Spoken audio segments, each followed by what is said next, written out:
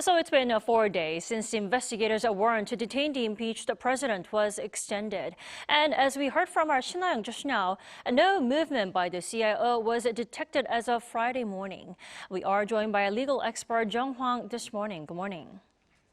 Good morning. So it's already Friday morning. Considering the first attempt took place early in the morning, is it safe to say the second attempt will happen this weekend? It's hard to say. I think CIO has learned its lesson in a quite painful manner in the last Friday when their first attempt to arrest President Yoon failed. So I think they'll take various precautions to make sure that the second time does not end with the same result. Well, it's hard to tell, like you said, but they are making sure their second attempt goes successfully. How do you think they'll prepare themselves this time? I mean, how will the second time be different from their first try? A few things that they'll have to do to definitely make sure that it happens. And one, it should really be a surprise. I think the Presidential Security Service had, a lot of advance warning when the CIO started, dispatching their cars from their Hwacheon headquarters.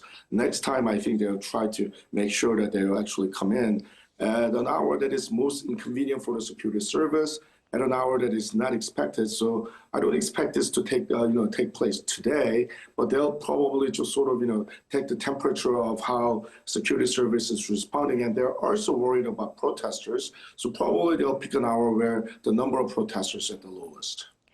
Well, I'm sure the person who is at the center of this whole political drama, President Yoon Suk-yeol, is understanding the gravity of the situation. Now, considering that, do you think he will comply this time, even with a comeback of the CIO with a larger force with the police? Unfortunately not. I mean, the strategy that has been shown by President Yoon himself, his security service, and his lawyers has all been fairly consistent. It's been just to stall, delay.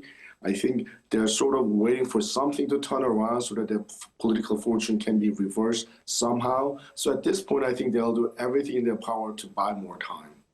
Well, like you said, Yoon's legal team says he will stand trial if his indicted or a formal arrest warrant is issued. This is some sort of a strategy from Yoon's team. Tell us more about the intentions. Well, I mean, we can actually go, each of the legal arguments they go through, and it would be, somewhat tedious and pointless at the same time.